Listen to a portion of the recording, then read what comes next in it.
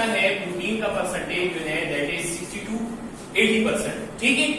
Lipids का percentage कितना है, ये दूसरे नंबर पे है, तो ये होगा 20 to 40%। 20 to लिपिड्स की परसेंटेज कितनी है, 20 to 40%। इसके अलावा प्लाज्मा मेम्ब्रेन के अंदर क्या बना है, इसके अलावा प्लाज्मा मेम्ब्रेन के अंदर कंजुगेटेड मॉलिक्यूल्स है। क्या है, कंजुगेटेड मॉलिक्यूल्स। तो कंजुगेटेड मॉलिक्यूल्स हम किसको कहते हैं, conjugated molecules. Conjugated molecules are glycolipids. वो क्या है, ग्लाइकोलिपिड्स। ग्लाइकोलिपिड किस चीज से बनता है, तो ग्लाइकोलिपिड, ग्लाइको का वर्ड किस चीज को जाहिर कर रहा है, कार्बोहाइड्रेट को जाहिर कर रहा है। किसको जाहिर कर रहा है, कार्बोहाइड्रेट को।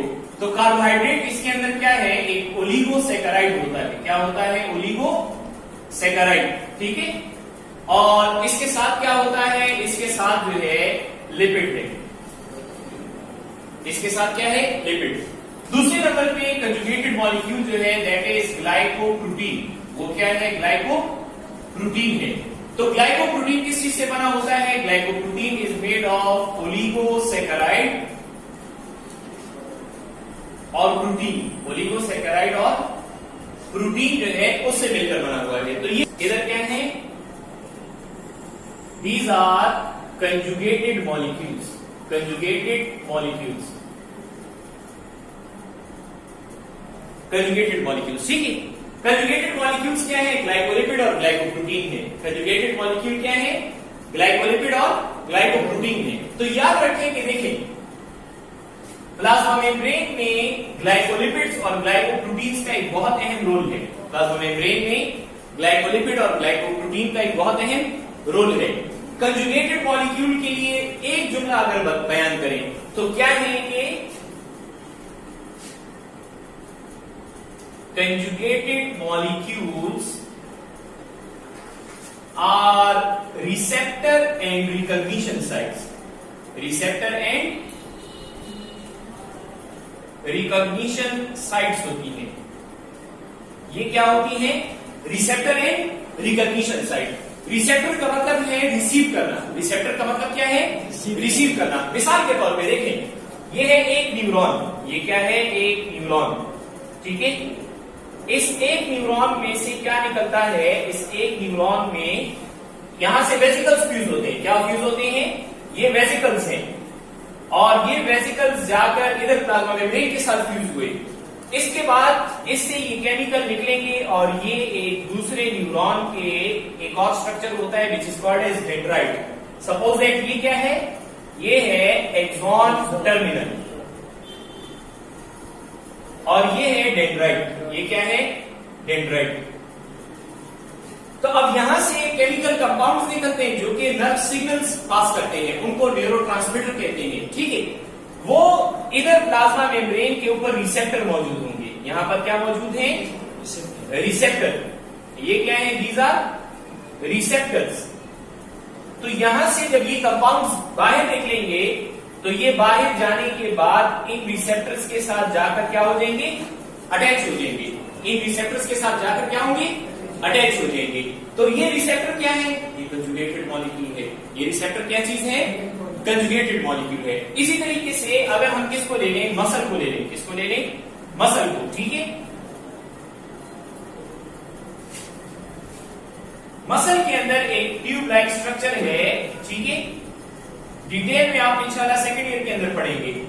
और ये एक जंक्शन होता है, किसका, ये एक जंक्शन होता है न्यूरॉन का और उसके साथ साथ मसल सेल के एंडोप्लाज्मिक रेटिकुलम का।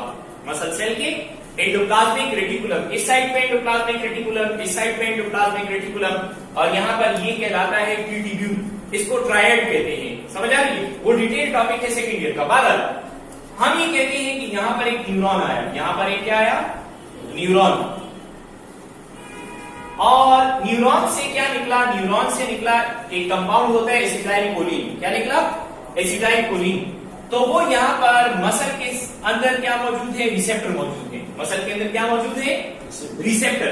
तो वो रिसेप्टर जब क्या करेंगे, एसिटाइलकोलिन उसके साथ बाइंड करेगा तो मसल कंट्रैक्ट होना शुरू हो जाएगा।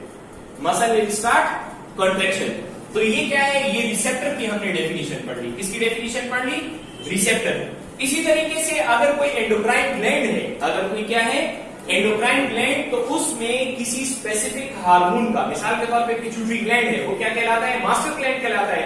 वहां से हार्मोन निकलते हैं, वो बाकी ग्लैंड्स को कंट्रोल करते हैं, बाकी ग्लैंड्स को क्या करते हैं, कंट्रोल करते हैं। तो जो बाकी ग्लैंड्स को कंट्रोल कर रहे हैं, पिट्यूटरी ग्लैंड से एक हार्मोन निकला, हाँ, और ये कि वो एक स्पेसिफिक एंडोक्राइन ग्लैंड को टारगेट करते हैं, तो उस एंडोक्राइन ग्लैंड के सेल्स पर रिसेप्टर होंगे, उसको हम क्या कहेंगे, HRS, हार्मोन रिसेप्टर साइट्स कहलाएंगे। वो क्या कहलाएंगे, HRS, हार्मोन रिसेप्टर साइट्स कहलाएंगे। समझ आ रही है? तो वो जो HRS होते हैं, हार्मोन रिसेप्टर साइट्स, वो किसी पर्टिकुलर हार्मोन सिग्नल को रिसीव करते हैं, किसी पर्टिकुलर हार्मोन सिग्नल को रिसीव करते हैं। ये है ग्लाइकोलिपिड ग्लाइकोप्रोटीन का रोल रिसेप्टर वाला। अभी हमने सिर्फ क्या पढ़ा, रिसेप्टर पढ़ा। इसी तरह इसका काम रिकॉग्निशन भी होता है, इसी तरह इसका काम क्या होता है, रिकॉग्निशन भी। अब आप क्लास 9 में इससे पहले स्टडी कर चुके होंगे, किस चीज के बारे में, ब्लड ग्रुप के बारे में स्टडी कर चुके होंगे। थोड़ा सा लेक्चर भी लेते हैं। देखें, आपने पढ़ा था ब्लड ग्रुप्स। ब्लड ग्रुप किस बुनियाद पे होते हैं, आरबीसी के ऊपर एंटीजन होता है, आरबीसी के ऊपर एंटीजन होता है, और उस एंटीजन की बुनियाद पर क्या होते हैं, ब्लड ग्रुप्स होते हैं। अब मिसाल के तौर पे हम कहते हैं कि एक आरबीसी है, रेड ब्लड सेल, और इस रेड ब्लड सेल के ऊपर क्या है, इस रेड ब्लड सेल के ऊपर है एंटीजन ए, इसके ऊपर क्या है, एंटीजन ए। तो ये कौन सा ब्लड ग्रुप हुआ, ब्लड ग्रुप ए। और इस खून में एंटीबॉडी बी होगा, इस खून में क्या होगा, एंटीबॉडी बी। लेकिन ये एंटीजन ए क्या चीज है, एंटीजन ए जो है ये क्या चीज है, तो एंटीजन ए ये ग्लाइकोप्रोटीन है। एंटीजन ए क्या चीज है, ग्लाइकोप्रोटीन है।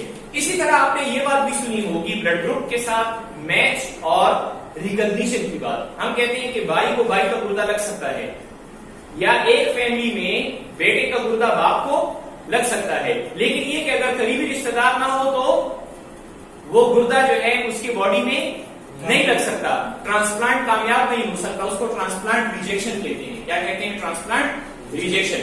तो ट्रांसप्लांट कामयाब होने के लिए एक खास तरह के ग्लाइकोप्रोटीन है, उसका टेस्ट होता है, एक खास तरह के ग्लाइकोप्रोटीन है, उसका टेस्ट होता है, उसको HLA टाइपिंग कहते हैं, और उसको कहते हैं MHC प्रोटीन। उसको क्या कहते हैं, MHC प्रोटीन। अब ये MHC प्रोटीन क्या चीज है, चैप्टर नंबर 13 के अंदर आप लोग पढ़ेंगे। बहुत सारे लोग पढ़ लेते हैं MHC प्रोटीन, कुछ लोग बोल बोल करके इसको बयान करते हैं कि बस MHC ये चीज है, वो चीज है। MHC क्या चीज है, MHC एक ग्लाइकोप्रोटीन है। MHC प्रोटीन असल में क्या है, ये एक ग्लाइकोप्रोटीन है। ये क्या चीज है, एक ग्लाइकोप्रोटीन है। तो MHC stands for major histo compatibility complex protein. इसकी 3 क्लासेस होती हैं। इसकी कितनी क्लासेस हैं, 3। MHC class 1, MHC class 2, MHC class 3। जो क्लास 2 है उसके अंदर HLAs आते हैं, ह्यूमन लिम्फोसाइट एंटीजेंस, जिसके मैच का टेस्ट किया जाता है, जिसके मैच का क्या किया जाता है, टेस्ट किया जाता है, that is called as HLA typing. उसको क्या कहते हैं, HLA टाइपिंग। तो ट्रांसप्लांट करने से पहले ये वाला टेस्ट करना क्या है, जरूरी होता है। तो इनका काम देखें, आप ब्लड ग्रुप की वजह से किसी को पहचान सकते हैं, यस। MHC की वजह से किसी शख्स को पहचान सकते हैं कि ये इसका भाई है और ये इसका भाई नहीं है, यस, यू कैन आइडेंटिफाई। यानी जब आपका आईडी कार्ड बनता है तो आपसे जो पर्सनल डेटा लिया जाता है उसमें आपसे ब्लड ग्रुप भी पूछते हैं। समझ आ रही है? इसी तरह MHCs का भी रिकॉर्ड होता है। MHCs का भी क्या हो सकता है, रिकॉर्ड मेंटेन हो सकता है, अगर ये के हायर लेवल पर जीनोमिक स्टडीज जो है वो की जाए।